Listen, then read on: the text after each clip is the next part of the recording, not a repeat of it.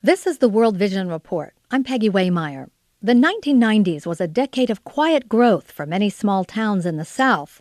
That's because immigrants from Mexico and Central America were pouring in to work in chicken plants, factories, and farms.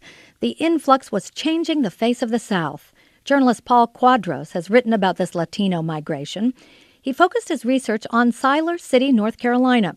That's where he put down his roots and even became the high school soccer coach. Paul Cuadros wrote a book about his experience. It's called A Home on the Field, and it's the assigned reading for incoming freshmen this week at the University of North Carolina. We asked Paul to tell us what Siler City was like before the wave of immigrants arrived. Back in 1990, there was probably about 1% of the town was Hispanic. Today, it's estimated that the town is more than 50% Hispanic and probably still growing. I mean, we'll know for sure after the 2010 census. How did the residents of Siler City respond to this? Well, the demographic shift happened in a matter of 15, 20 years. And as is chronicled in the book, A Home on the Field, we see how the town sort of struggles and deals with the rapid migration of Latinos into the town to work at the plants. And, I've described it in the book as sort of the 5 stages of dealing with immigration, sort of like the 5 stages of dealing with death or grief. There's a period where people are in denial about how their town or community is changing.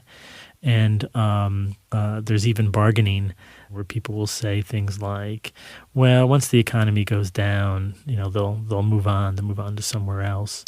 And then there's an angry phase as well. And when I got to Siler City in 1999, that's about the place where the town was. The long-term residents were angry and confused about how their town was changing.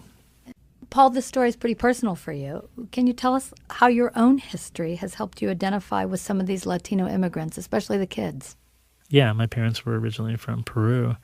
And I grew up dealing with the same sort of issues of assimilation and adapting to a new culture from my own background. And even having a mixed status family. My brothers were immigrants, and I was born here.